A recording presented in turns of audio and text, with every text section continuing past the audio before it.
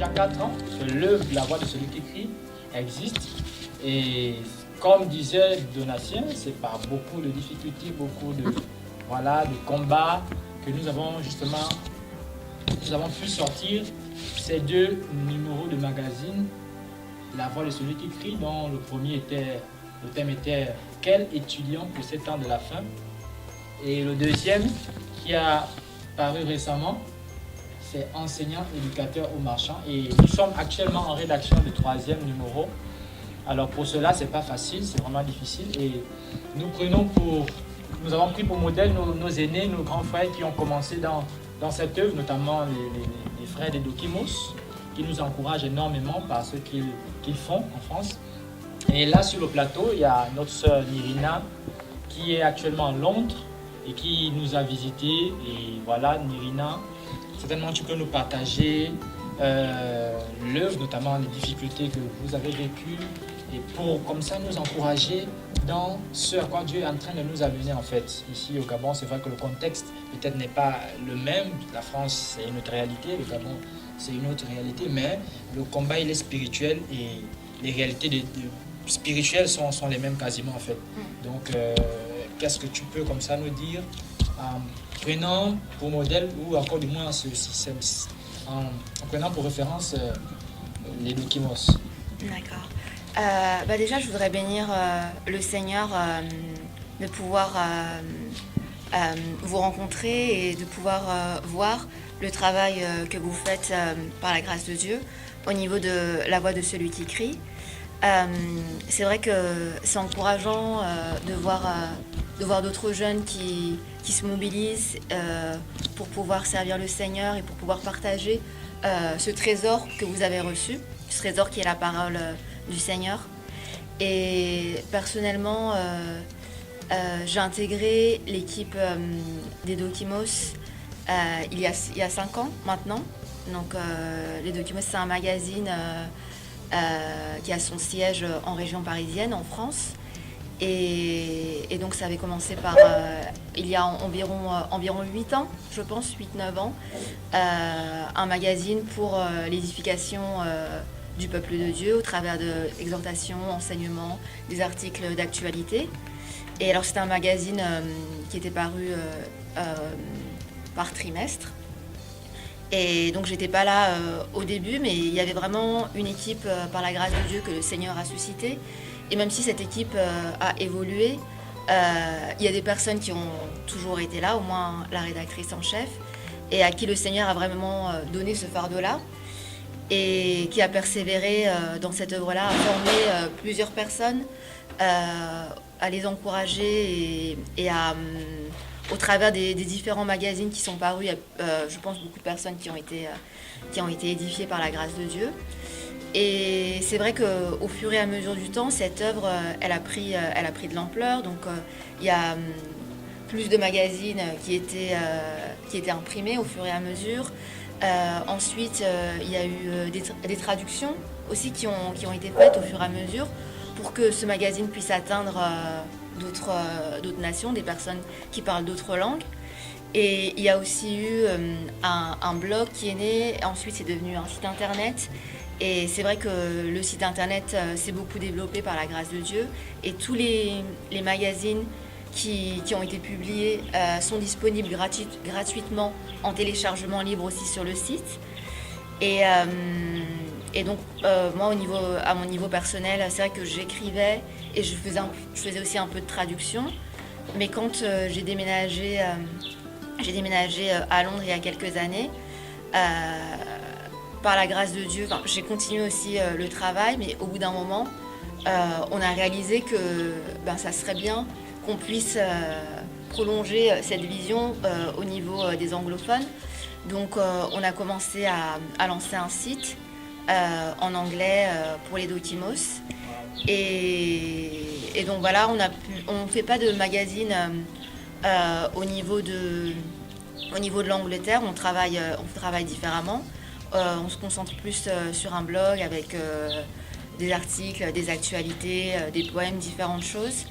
Mais par la grâce de Dieu, cette année, on a pu imprimer un petit livret sur le sujet de la dîme. Donc c'était un article à la base qui a été publié en français et en anglais. Mais comme il y avait beaucoup de demandes de personnes qui voulaient aussi l'avoir en papier, par la grâce de Dieu, on a pu l'imprimer et le donner déjà, même si c'est en petit nombre, déjà dans différents pays.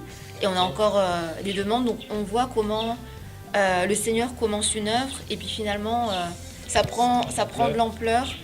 Et pour ça, on veut vraiment le bénir. Et ce qui est important dans tout ça, c'est vraiment de rester fidèle et de rester au pied du Seigneur aussi pour pouvoir, au fur et à mesure, entendre ses directives. Parce que on dit que l'homme qui est né de l'esprit, il est comme le vent et on ne sait pas où il va. Et c'est vrai que le Seigneur peut nous donner une manière de travailler à un certain moment. Mais après quelques années, ça peut changer. Et c'est aussi ce qui se passe au niveau de la France avec les Dokimos, parce que maintenant, ça devient un site c'est devenu cette année un site participatif où les personnes qui craignent Dieu de différentes nations, de partout, peuvent envoyer leur site pour que ça soit publié aussi sur le site, parce que chacun, nous pouvons recevoir des choses du Seigneur dans l'intimité, et ces choses-là peuvent édifier d'autres personnes. Donc voilà un peu ce que je voulais partager.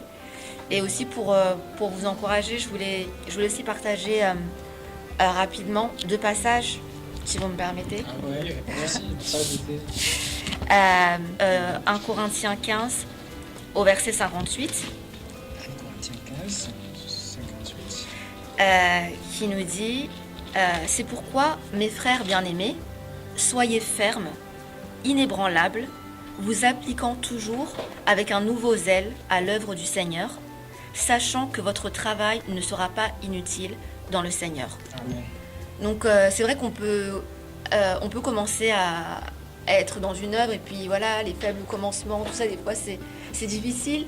On peut avoir beaucoup de raisons d'être découragé, mais le Seigneur nous invite vraiment à la fermeté et à être vraiment inébranlable et voilà, avoir un zèle toujours renouvelé dans l'œuvre du Seigneur, d'avoir toujours en vue les âmes au fait que le Seigneur veut toucher au travers de cette offre qu'il nous appelle à faire. Et c'est pour ça qu'il dit que votre travail ne sera pas inutile dans le Seigneur s'il est fait en conformité avec la vision que le Seigneur nous a donnée, s'il est fait avec humilité, avec dévotion, dans l'amour du Seigneur, avec ce fardeau des âmes. Il ne manquera pas de porter du fruit pour faire avancer le royaume de Christ et pour que le Seigneur soit toujours glorifié. Et le deuxième passage que je voudrais partager, je vais finir par là, c'est dans Éphésiens au chapitre 3. Éphésiens au chapitre 3, le verset 20 et 21, qui dit « Or, à celui qui par la puissance qui agit en nous avec efficacité peut faire infiniment au-delà de tout ce que nous demandons et pensons, à lui soit la gloire dans l'Église, en Jésus-Christ, dans toutes les générations, d'âge en âge. Amen. » Donc, c'est vraiment pour nous rappeler encore que, comme l'a dit, on est des serviteurs inutiles et c'est parce qu'il vit en nous, c'est à cause de sa puissance en nous que des œuvres peuvent se faire. Et cette puissance qui vit en nous, elle peut faire bien au-delà de tout ce qu'on peut penser, demander, imaginer. Il nous dit infiniment au-delà. Et ça nous invite vraiment à lui rendre toute la gloire et à demeurer vraiment dans l'humilité pour le laisser encore travailler au travers de nous et toucher des âmes et glorifier son nom. Amen. Donc on comprend justement qu'il faut de la persévérance encore davantage et être flexible. C'est-à-dire qu'étant conduit par l'Esprit, le Seigneur peut nous amener à changer selon peut-être les orientations de départ. Et c'est ce que la sœur venait de nous faire savoir, en fait, notamment pour ce qui est des Dokimos. Et c'est ainsi, en fait, et c'est normal, c'est biblique. Il faudrait être à l'écoute du Seigneur et suivre les orientations du Seigneur selon que le Seigneur, justement, veut orienter, veut diriger son œuvre. Vraiment, que Dieu soit béni et glorifié. Et je crois que dans cette vision de la voix de celui qui crie, Le Seigneur est en train d'ouvrir d'autres directives, il est en train d'ouvrir d'autres chemins comme ça et nous voulons encore davantage être sensibles à l'Esprit de Dieu afin d'obéir à la volonté du Seigneur, d'obéir à ce que Dieu demande. Et nous voulons davantage aller de gloire en gloire jusqu'à ce que le Seigneur revienne au nom puissant de Jésus. Donc nous sommes comme ça là arrivés au terme de ce partage et nous avons été pleinement bénis.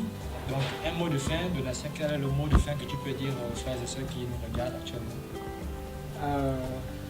Merci. Je voudrais vraiment rendre toute la gloire à Jésus et dire aux frères et sœurs qui nous écoutent que nous sommes que des serviteurs inutiles. Nous n'avons pas eu de qualification professionnelle pour faire tout cela. C'est le Seigneur qui a fait grâce, c'est le Seigneur qui ouvre l'intelligence et à lui seul revient la gloire. Donc beaucoup de courage à vous et ne vous attendez pas seulement à ce qu'on peut servir le Seigneur en manifestant forcément le don spirituel, être apôtre, prophète et autres, même avec nos talents naturels que le Seigneur nous a fait grâce d'avoir, on peut également le mettre au service et servir le Seigneur en toute humilité. Amen. Amen. Donc, Nirina, un mot de fin à ceux qui nous regardent actuellement.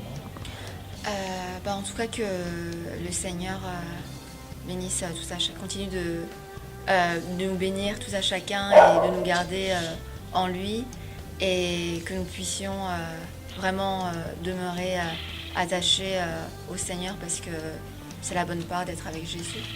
Amen. Alors que Dieu soit béni et glorifié au nom de Jésus. Amen. Amen.